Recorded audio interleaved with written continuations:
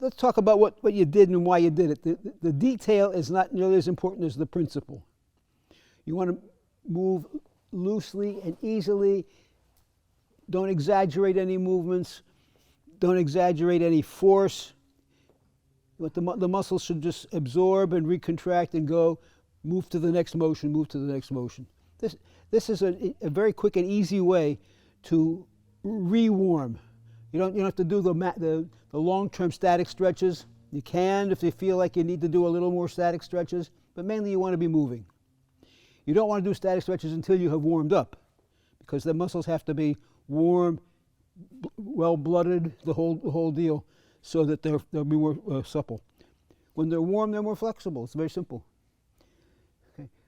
All right, so now you've done all that. We can do some exercises or we can play some games.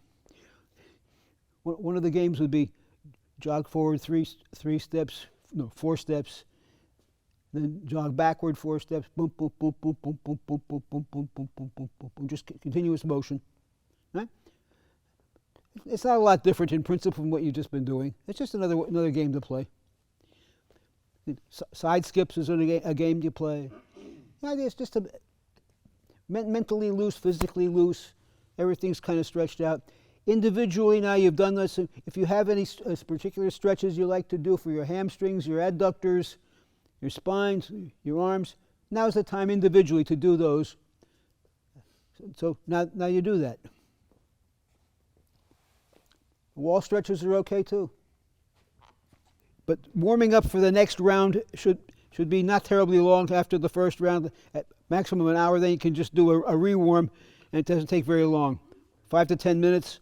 And you dress up, working with a partner, either a warm-up lesson or some sparring with a partner, and then you report to your strip. What you do first thing in the morning when you're still cold is longer, but the re-warm should not take too long.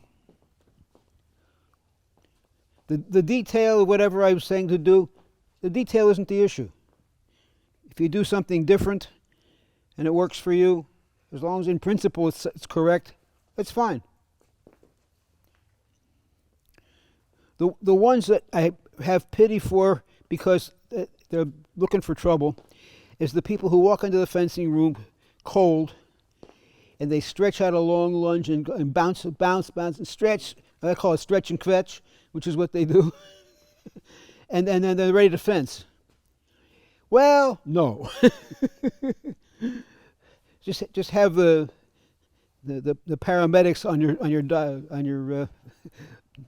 your dial. The whole idea is not to injure your muscles. The whole idea is to warm them up so they don't get injured. You stretch them a little bit. You can do these kinds of stretches. And if I pick the toe up, keep this straight, and bend a little more, my hamstring tells me about it. I don't want to dominate my hamstring. I want to relax it. You can do it really hard, and you'll stretch it out, but it'll take about 3 months to get back to normal. So don't do that. Do it gently, slowly. I can roll this over now. See. In this position, I can roll back on my heel. And it changes the stretch, but you don't do it hard enough to hurt anything. And then you go back and you do a little jog in place, and then you move on to the next exercise, whatever it might be. Everybody should have their own routine. As a coach, I say, this is stuff to try. And you start out with easy, and then a little harder, and then you go to the stretching, and then you do some footwork, and then you put on your fencing clothes and go to work.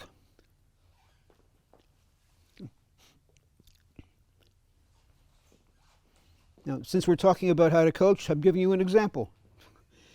The ideal thing is when you're managing a team or a class, you want the people to know what's going on, what the purpose is, and say, the captain leads the warm-up. Well, the captain leads the warm-up. Sometimes the women's team wants to warm up separately from the men's team. I understand that. That's okay. Sometimes they don't. I remember a time when I had we were doing bench step-up exercises, And I said, okay, men do 15, the women do 10. And the women hit the ceiling. Why should we do fewer ones? Why should we do the same number of reps as the men? I said, okay, have a good time, go for it. And they were right. I was patronizing, and they shouldn't have been. Happened one time. And the loudest spokesperson for that was a team captain, and made a first team All-American that year. So apparently she was not full of baloney. She was right. Ann Kaler. Anybody remember Ann Kaler? Mm-hmm. Her name's been Rossi for decades now, but and another that was in that group was Margot Shabunya, whose name is still Shabunya, but she's married. She didn't change it. With a name like that. Well, she was one of the only person on the team who spoke Polish fluently. And another girl on the team who spoke some Polish, like she could talk to her grandmother, but wasn't totally fluent. And that one's father kept trying to coach all the time. I said, "I'm the coach. Go away." I wasn't quite that brusque, but I said, "I'm the coach. Please have a seat." And he says, I had a father who was shouting instructions to his fencer. The father had never fenced in his life. And he's shouting. I said to him, "One voice only, please. One voice only." He was a very well-respected physician, surgeon. His son was pre-med, a little bit of a wise guy. So he understood that I was asserting without being rude, and I meant to be. Because if you let everybody chime in, you get a salad, but you don't get a fencer. So as a coach, you have to make sure that if you're the one who's giving the advice, that's fine. Sometimes you have to know when not to give advice. That's a judgment thing. But sometimes they need to have a little refresher in the mental process. And you have to make sure that somebody else doesn't bollocks it up for you. They may mean well. But thanks very much for your participation, but I'm the coach. Please let me be the leader. And you can. It's an important thing to be able to do.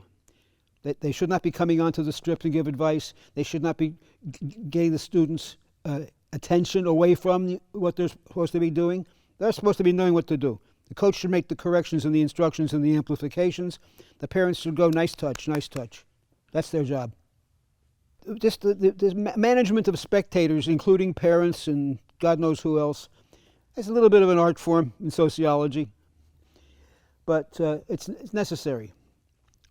The kids cannot have to listen to Papa and then listen to Coach. You only got 2 ears and you got one head. And meanwhile, you've got an opponent that requires your attention. Not anybody over here. People want to cheer, yay. That's not a distraction. Way to make a counter 6, buddy. No, parents don't do that.